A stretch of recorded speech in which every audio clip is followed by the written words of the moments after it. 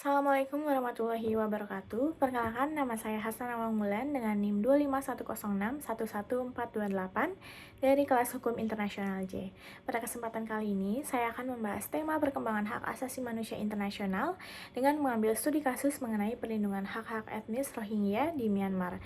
Di sini saya akan membahas bahwa kasus Rohingya bukan dari sekedar kasus pelanggaran HAM, tapi juga bukti perkembangan HAM internasional dari konsep urusan dalam negeri menjadi kepedulian dan juga tanggung jawab masyarakat internasional. Di dalam kasus Rohingya ini juga menjadi salah satu contoh penting bagaimana konsep hak asasi manusia internasional ini juga terus berkembang dari waktu ke waktu. Jika pada masa lalu perlindungan HAM ini dianggap sebagai urusan internal suatu negara saja, tapi saat ini juga masyarakat internasional menganggap bahwa pelanggaran HAM berat menjadi salah satu perhatian dan juga tanggung jawab bersama di seluruh dunia.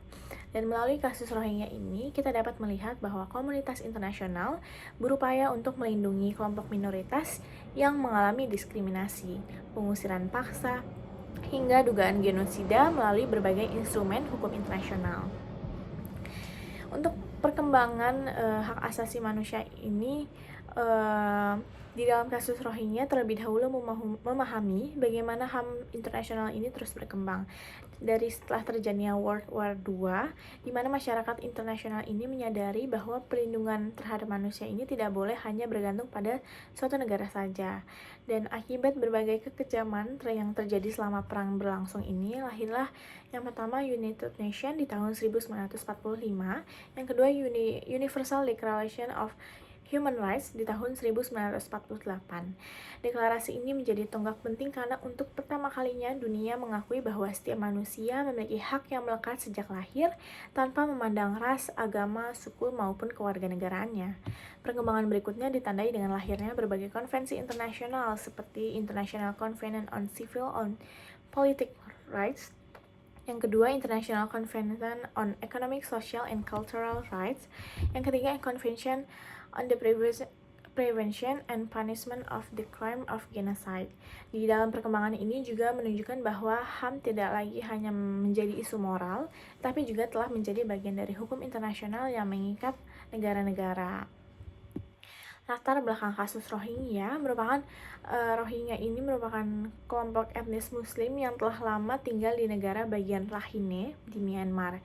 Namun pemerintah Myanmar ini tidak mengakui Rohingya sebagai salah satu kelompok etnis dari negara tersebut.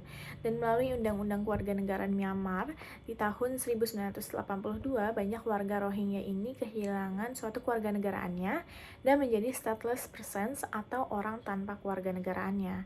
Dan akibat mereka mengalami bentuk diskriminasi tersebut, terjadi pembatasan. Yang pertama pembatasan pendidikan, yang kedua pembatasan pekerjaan, yang ketiga pembatasan pergerakan, yang keempat kesulitan memperoleh layanan kesehatan yang baik, yang kelima tidak memiliki perlindungan hukum yang memadai. Dan puncak konflik ini terjadi pada tahun 2017 ketika adanya operasi militer di Myanmar yang menyebabkan ratusan ribu warga Rohingya ini melarikan diri ke Bangladesh. Bahkan akhir-akhir ini juga sempat mengungsi ke Indonesia di Aceh. Dan beberapa laporan tersebut menyebutkan adanya pembunuhan massal, kekerasan seksual, pembakaran desa, dan juga pengusiran paksa terhadap masyarakat Rohingya. Di dalam perspektif hukum internasional ini, kasus Rohingya menunjukkan bahwa pelanggaran HAM tidak lagi dianggap sebagai urusan negara saja, tetapi terdapat beberapa prinsip hukum internasional yang relevan. Yang pertama, larangan diskriminasi. HAM internasional ini juga menegaskan bahwa setiap manusia memiliki hak yang sama tanpa membedakan ras, agama, maupun etnisnya.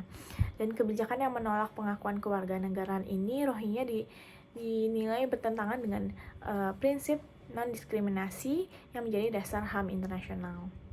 Yang kedua, ada hak atas kewarganegaraan. Di dalam pasal 15 Deklarasi Universal HAM menyatakan bahwa setiap orang ini berhak atas suatu kewarganegaraannya. Dan ketika Rohingya kehilangan status kewarganegaraannya, maka mereka juga kehilangan banyak hak dasar yang lainnya. Yang ketiga, larangan genosida. Genosida ini merupakan salah satu kejahatan yang paling serius di dalam suatu hukum internasional.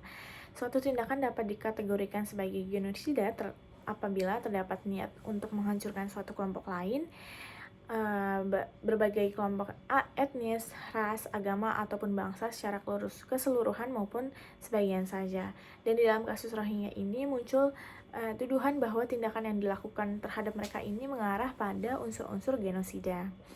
Dan perkembangan komunitas internasional di dalam kasus Rohingya ini menunjukkan perkembangan penting dalam komunikasi internasional.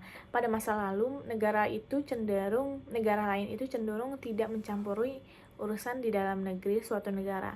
Tapi saat ini juga muncul pandangan bahwa masyarakat internasional memiliki tanggung jawab untuk melindungi korban pelanggaran HAM. Dan beberapa bentuk respon internasional antara lain yang pertama dari Perserikatan Bangsa-Bangsa atau dari PBB. United Nations ini melalui berbagai badan HAM melakukan investigasi terhadap dugaan pelanggaran HAM yang ada di Myanmar.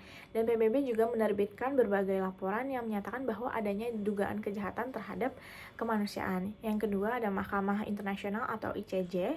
The Gambia ini mengajukan gugatan terhadap Myanmar di International Court of Justice pada tahun 2019.